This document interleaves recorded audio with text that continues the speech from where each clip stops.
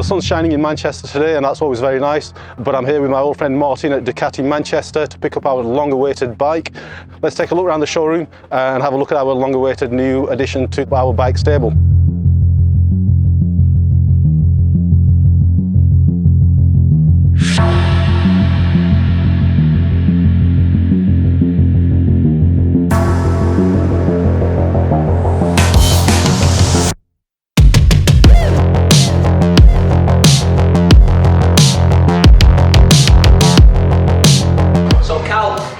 There you go, Multistrada V4 Pikes Peak, the hottest bike from Ducati for a long time. I'm sure you'll be pleased with this. Obviously you've got your different rider modes, you've got your radar assisted cruise control, carbon fibre front nose cone, carbon fibre front mudguards, apropos rear silencer, the rear detector for your radar blind spot, which will then illuminate your mirror there if something's in your blind spot. Great safety feature, and of course we've got this awesome V4 engine which is just absolutely superb.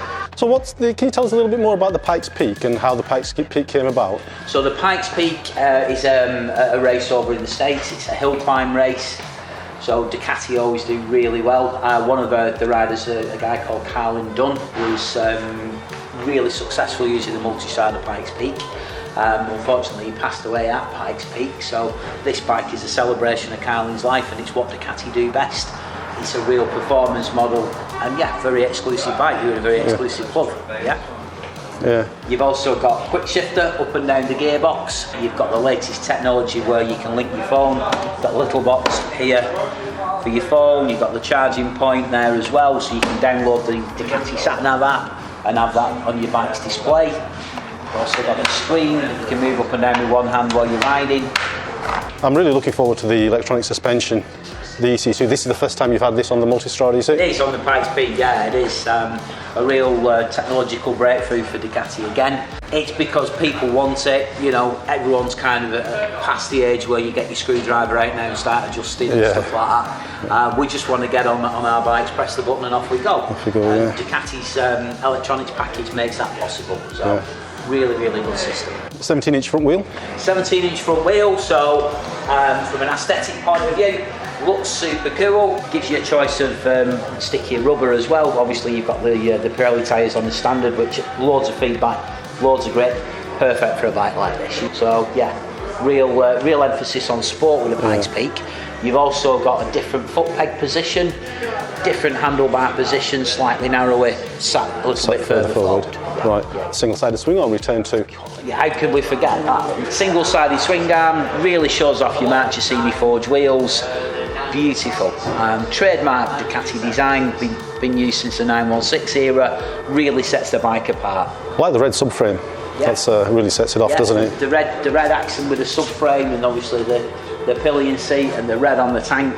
Red Ducati trademark again. Thanks for looking after us on the bike, Martin. Really appreciate it. You're more than welcome. And I'm sure I'll see you again soon. I'm sure you will. Thanks, Martin. Brilliant. Cheers. Thank you.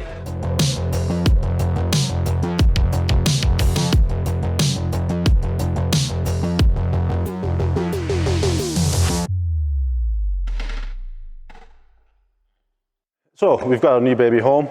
We've actually done 600 miles on this bike now, and it's had its first service. It's running in service at Ducati Manchester. This actually, tomorrow we're taking this on a tour of Scotland. We're going to do a few more miles on it, and then next week we'll start the development for the remapping on this bike. There is obviously a reason that we've bought this bike, and it is to develop the remapping for the V4 Gran Turismo engine. We've already done a lot on the V4 Stradale engine, but this is set up a little bit different. It's set up for more torque. This makes the same torque as the Stradale, but it makes it lower down. This makes about 170 PS, which is about 168 brake horsepower. Funnily enough, in the spec sheets, it makes the maximum power at 10,500 RPM, but the rev limiter is set at 10,000, so it's going to be a little bit interesting to see what it actually makes at the back wheel on the dyno and whereabouts in the rev range it actually makes that power. There are obviously other differences between this engine and the Stradale. This is 55cc bigger. I think the bores are 2mm bigger than the Stradale engine. The stroke is the same, the compression ratio is the same. We're going to do the same that we do on every bike when we're doing the development, run it up on the dyno, check what power it's making, data log all the parameters that we can get, find out exactly how Ducati have set it up. I've already ridden this bike and there's a couple of things in my head that I'm thinking I can already improve these. It's a Euro 5 bike. We know it's going to run lean everywhere. Those characteristics are already showing in the bike. It feels a little bit vibey to me between 4,500 RPM and 6,000 RPM. That's one thing that I think we're going to work on straight away.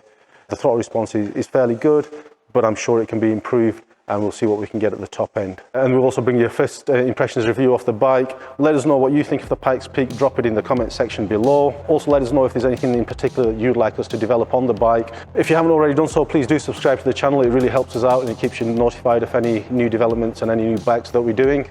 Hopefully I'll catch you guys in the next video.